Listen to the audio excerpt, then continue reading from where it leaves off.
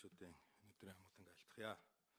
За энэ оны 1 сарын 1-ээс төрийн албаны шинэ хууль үйлчилж эхэлсэн. Үүнтэй холбогдуулаад бас төрийн албаны зөвлөл, за салбар зөвлөлүүд ингээд шинэ зохион байгуулалтанд орж ажиллах шаардлагатай болж энэ хуулийн дагуу өнөөдөр энэ асуудал яригдж байна.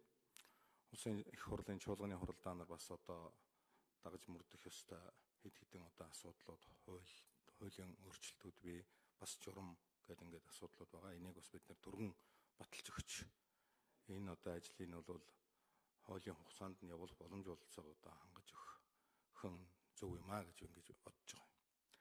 За би нэгдүгээрт бол энэ өнөөдрийн одоо энэ хилцэж байгаа асуудал, комисс томилж байгаа асуудлыг бол яг хөө манай байнгын хорооны дарга ажлын албаны нөхдүүд маань ингээд байгууллагуудаас ирсэн санал дээр үндэслээд 7 хүний нэрийг оруулж байна. Би энэ 7 хүнийг бол дэмжиж байна.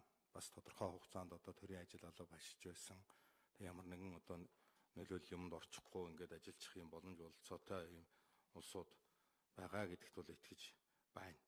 За мэдээж хэрэг бол гарсан шинэ хууль, энэ батлагдж байгаа журам, за тэгээд бас олон түмэнд бол ил тод байдлаар хэрхэн яаж шалгаруулсан гэдгийг бол тайлбарлаж ингэж явах нь бол зөв бахаа гэж бодож байгаа. Хоёрдугаарт бол 22-ны өдөр энэ шалгаруултыг явуулаад шууд байнгын хороонд танилцуулна гэдэг бол бас яг амьдрал дээр хэр хэрэгжих улаа, хэр бүтэх улаа гэдэг дээр эргэлзэж байна л да.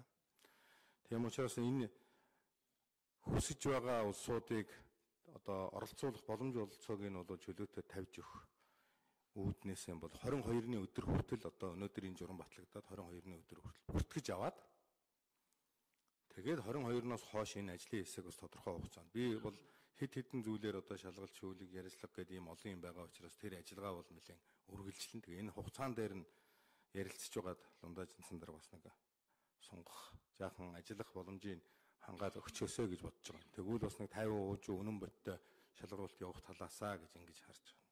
За 3 дугаарт нэг тодруулах зүйл байгаамаа. Төрийн албаны зөвлөлийн одоогийн ажиллаж байгаа бүрэлдэхүүн байгаа.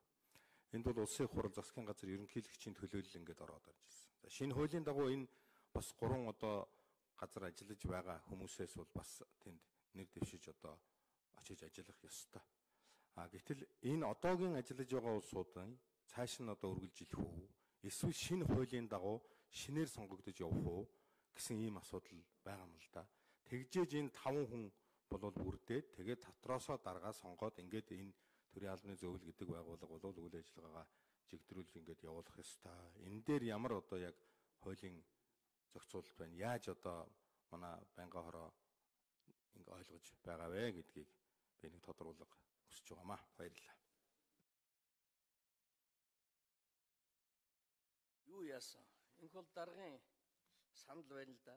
Юу ингэж байгаа шүү дээ. Юуг зар дээрээ болохоор маргааш хүлээж аваад яг нэг өдөр хүлээж авна гэж байгаа. Зарлал бол нэлээд олон хоног явцсан.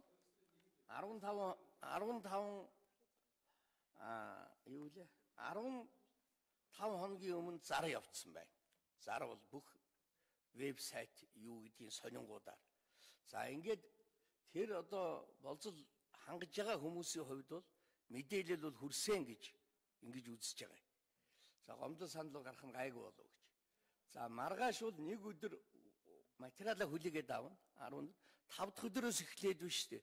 Энд ч олон хүн байх юм бол биш үү. Шалгал, шүүлэг, ярилцлага гэдэг олон хоног үргэлжлэх учраас бид 22 нь бол одоо 22-ны өдөр гэдэг нь давчуухан байна гэд Эрдэнэбат гишүүн сая тэгээд нь шүү дээ тий. Энэ бол дарга тэгээд. Тэрийг 25 болгочих болохгүй юу гэж үзэж харах нь. Нэр дэвшүүлэхээ бол одоо хангалттай хугацаа 15 хоног дотороо оролцох гэж байгаа хүмүүс, төрийн албанд олон жил ажилласан хүмүүс чинь дэртээ дэргүү төрийн албаны хуулиа угаасаа судалсан. Тэгээд одоо энэ зарыг хүлээж ийсэн. Ийм байгаа учраас бол энэ чиглэлээрээ явчих юм болов гэж бодоод байна. Тэгээ энийг биш тэ хэдүүлээ ярьж хагаад төвшин жаргал дарга юу гэж үзэж гинэ. Би ямар бүгдийг мэдгч биш. Тэгэхээр 25 энээс цаашаа хугацаа тавиад 22 хүртэл материал хүлээж авах гэхээр их олон хоног материал хүлээж авах уу яах вэ? Тэрийг бод мэдв. Та нарын журмаар л явж байгаа шүү. Яг Бямцогт даргын ахалсан одоо ажлын хэсгийн гаргасан журмал яг тэрий чинь барайл биднээс яг явж байгаа. Тэгэхээр энэ нь одоо ямар байдгийг та нар бодоод надад хэлээ гэж төвшин жаргал дарга.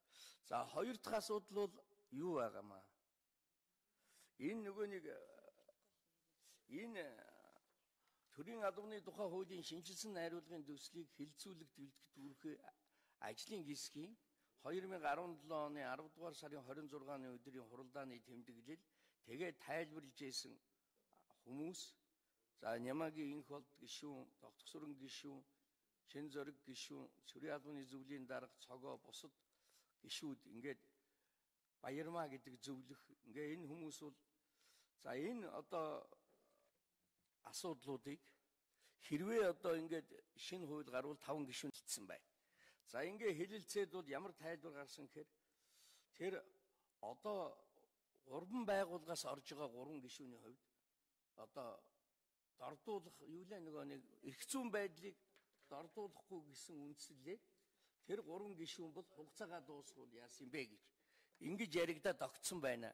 Тийм учраас засгийн газрын хэрэглэх газар, улсын их хурлын тамгын газар, ерөнхийлөгчийн тамгын газараас одоо орж байгаа 3 гишүүн бол хугацаагаараа явъя гэж ингээд тохиролцсон байна. Тэгээ хизээ хугацаанд дуусгангууд солигдоод арийнхын хүмүүс ороо явах нэ. За төрийн төлөөлөл 2 хүнээ бол одоо яг шууд шалгаруулдаг журмаар нь явъя гэж ингээд огцсон учраас бид бол энэ асуудал дээр иймэрхүү нэгдмэл нэг юм ойлголттой байгаа гэдгийг хэлье.